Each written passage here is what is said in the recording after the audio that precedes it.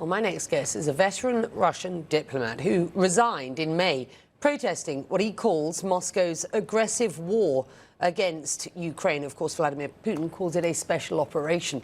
Boris Bondarev was posted to Russia's mission to the United Nations in Geneva, and in a statement on LinkedIn, he wrote, quote, "The aggressive war unleashed by Putin against Ukraine and, in fact, against the entire Western world is not only a crime against the Ukrainian people, but also perhaps the most serious crime against the people of Russia."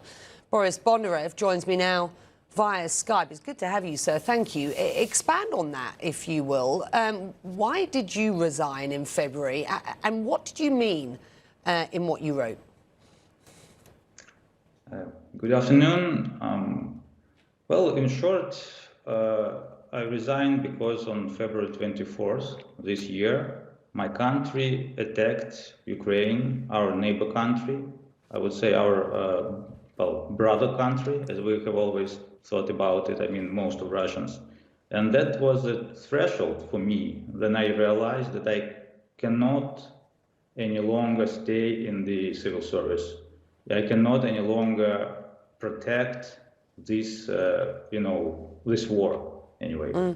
And I endured for some time before that because I didn't like what was going on. But I told myself every time that, okay, as far as there is no violence, as far as there is no war, I can put up with it. But the war is something totally different.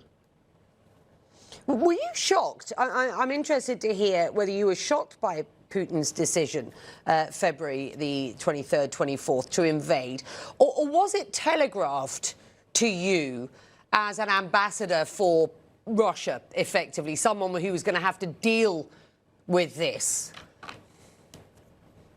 No, of course it was not telegraphed to any of our ambassadors overseas. Because this decision was evidently taken in an atmosphere of very high secrecy. Even our military, who was stationed along the Ukrainian border, they did not know until the very day of the attack about that they would attack Ukraine. So, of course, it was a shock for me, though many people say, and the United States intelligence, for instance, they said that the invasion was imminent, yet I didn't believe that Putin would go to that, because the problems and consequences which would ensue, they were evident to me, and I didn't see any benefit that Russia could get from that. So I didn't believe it. Of course, I was shocked by the invasion. And 7.5 months in, and with the latest news that President Putin has annexed these 4 regions, you must have been watching that very elaborate ceremony at St. George's Hall in the Kremlin on Friday. What was going through your mind? What's his strategy here?